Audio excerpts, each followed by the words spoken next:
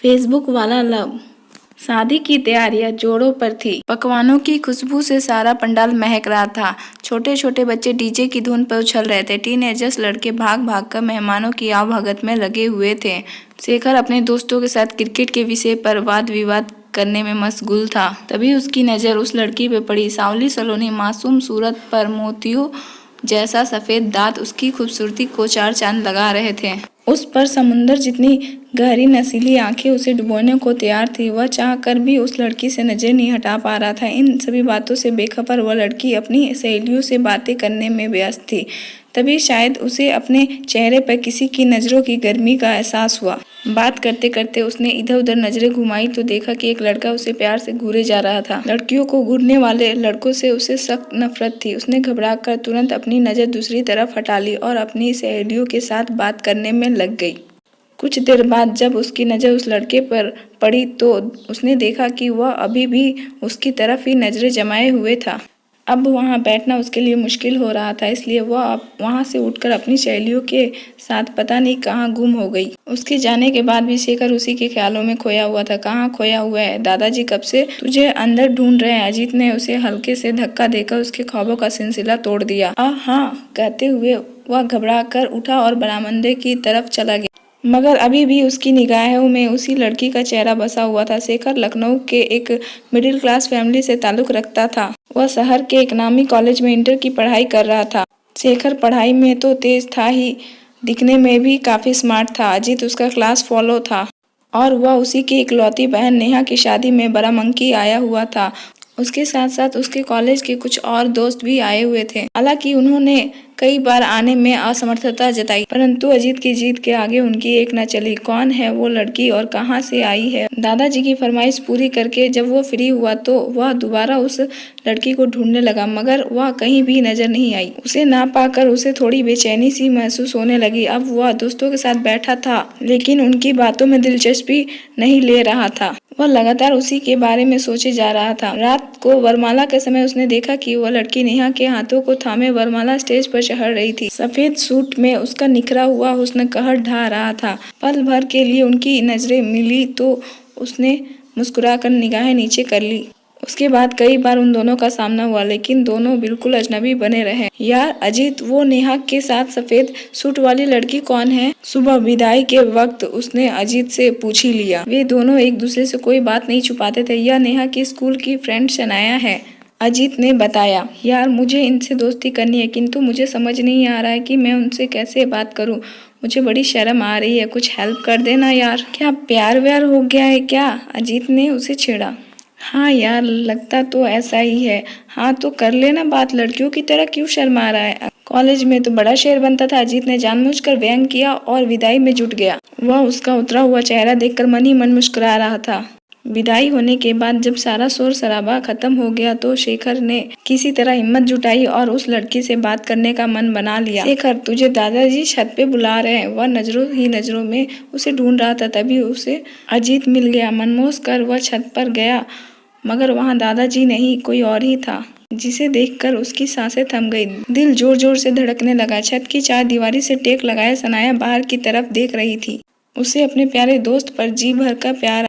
उसने तो सोचा ही नहीं था कि इस तरह अकेले में मुलाकात हो जाएगी, मगर अजीत ने अपनी दोस्ती का फर्ज निभा ही दिया। जो डर गया वो मर गया, यह सोचकर वह हिम्मत जुटाकर उसकी तरफ बढ़ गया। हाय, सनाया ने पलट कर देखा। वो मैं हड़बड़ाहट में बाकी बात उसके गले में ही अटक गई। उसे कभी किसी लड़की से अकेले में बात करने का अनुभव नहीं था। आपका नाम शेखर है और आप अजीत के दोस्त हैं, सनाया ने मुस्कुराते हुए कहा। शेखर समझ गया कि यह सब अजीत ने ही बताया होगा। मैंने कल आपको देखा, आप उस ड्रेस में बहुत खूबसूरत दिख रही थी। उसे मुस्कुराते देखकर उसकी थोड़ी हिम्मत बढ़ी थी। वह बिना समय गंवाए बोला, क्या हम दोस्त बन सकते हैं? हाँ क्यों नहीं, मेरा नाम सनाया है और मैं नेहा की दोस्त हूँ। सनाया ने भी अपना परिचय दिया। फिर दोनों ने एक दूसरे के परिवार वालों के बारे में बातें करने लगे। सनाया, मुझे आपसे इससे पहले कि कुछ और कहता सनाया का फोन बजने लगा। हाँ पापा, आ रही हूँ, पापा बुला रहे, अब मैं चलती हूँ। कॉल डिस्कनेक्ट करते हुए वह तेजी से सीढ़ियों की तरफ बढ़ गई। फिर मुलाकात कब होगी? कोई नंबर तो देती जाओ, दिल से कोशिश करोगे तो जरूर मिल जाएंगे, कहते हुए वह छन छन करती हुई सीढ़ियों से नीचे की तरफ बढ़ गई। अगले दिन वह भी अपने घर चला गया, लेकिन अब उसके साथ सनाया की यादें भी थी। वह हरदम उसके बारे में सोचता रहता। उसने अजीत से फोन करके सनाया का नंबर पता लगाने को कहा। नेहा के पास तो उसका नंबर होगा, लेकिन मैं अपनी छोटी बहन से इस बारे में बात नहीं कर सकता। पता नहीं वह मेरे बारे में क्या सोचेगी। अजीत ने अगले दिन कॉल करके अफसोस जाहिर की।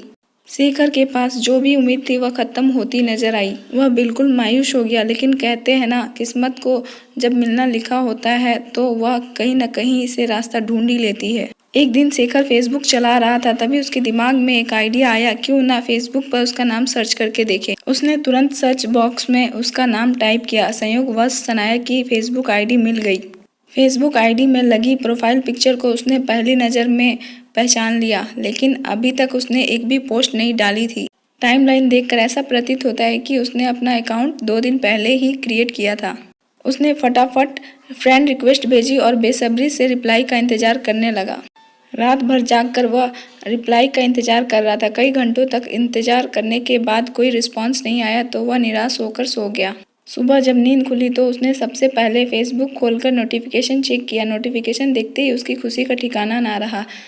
सनाया ने फ्रेंड रिक्वेस्ट स्वीकार कर लिया था और साथ में हाय का मैसेज भी लिखा था। कुछ देर हाय हेलो होने के बाद चैटिंग का सिलसिला शुरू हुआ। तो आखिर तुमने मुझे ढूंढ ही लिया। वो कहते हैं ना, अगर तुम दिल से किसी को चाहो तो सारी कायनात तुम्हें उससे मिलाने में लग जाती है। तुम्हारी बहादुरी नहीं है जनाब, मैंने ही फेसबुक अकाउंट बनाकर तुम्हारा काम आसान किया है।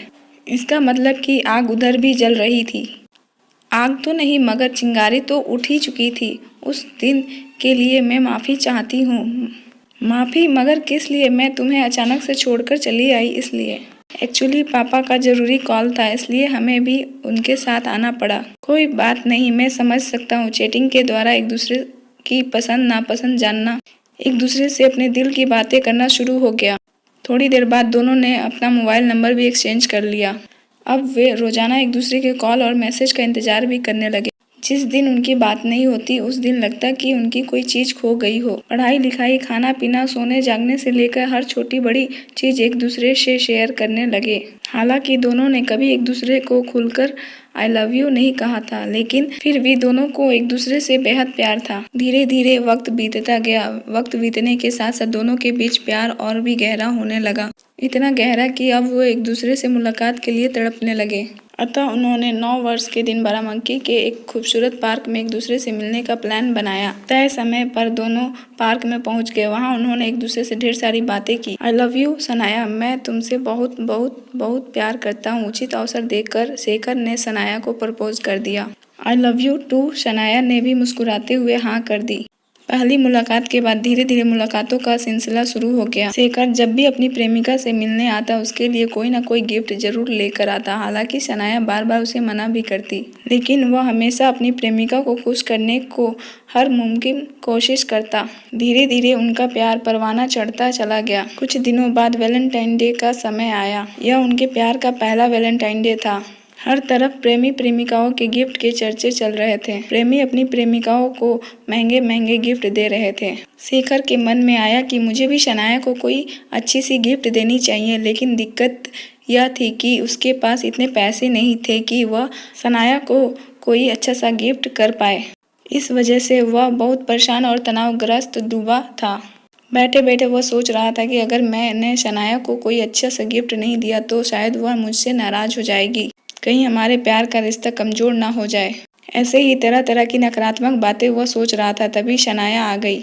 जब उसने देखा कि वह चिंतित और दुखी है तो उसने उससे दुखी होने की वजह पूछी। शेखर शर्म के मारे अपनी परेशानी बताने में कतरा रहा था, किंतु सनाया भी जिद पर अड़ गई। तुम्हें मेरे सर की कसम, बताओ क्या बात है? सनाया ने उसके हाथों को जबरदस्ती अपने सर पर रखते हुए कहा। मैं इस वजह से दुखी हूँ कि यह सारे लोग एक दूसरे को वैलेंटाइन गिफ्ट दे रहे हैं, लेकिन मैं तुम्हारे लिए कोई गिफ्ट नहीं ला पाया हूँ। दरअसल पिछले हफ्ते पापा की जॉब चली गई और इस वक्त मेरी आर्थिक स्थिति इतनी अच्छी नहीं है कि मैं तुम्हें अच्छा सा कोई गिफ्ट दे सकूं। इसलिए मेरे दिमाग में बार बार यही बातें आ रही है कि यदि मैं तुम्हें कोई गिफ्ट नहीं दूंगा तो तुम मुझसे नाराज हो जाओगी। इतनी सी बात सुनते ही सनाया को हंसी आ गई।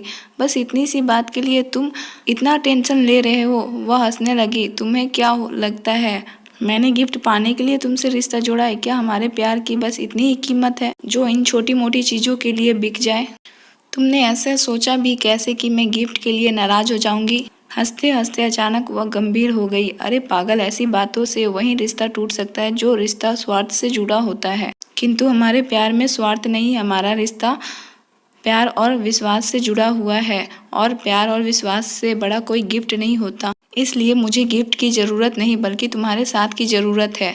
अगर तुम गिफ्ट देना ही चाहते हो तो वादा करो कि तुम जीवन भर मेरा साथ दोगे। सनाया भावुक हो उठी। मैं वादा करता हूँ, मरते दम तक तुम्हारे साथ रहूंगा, शेखर ने उसका हाथ अपने हाथों में लेते हुए कहा। हाँ तो अब मेरा मुंह ताकते रहोगे या गले लगकर बधाई भी दोगे? वह बनावटी गुस्से से बोली। Happy Valentine day my love. Shekhar ने उसे सीने से लगाते हुए बोला। Happy Valentine day too. मुस्कुराते हुए शनाया उसकी बाहों में समा गई। यह लव स्टोरी आपको कैसी लगी कमेंट करके ज़रूर बताएं और हमारे चैनल को सब्सक्राइब ज़रूर करें।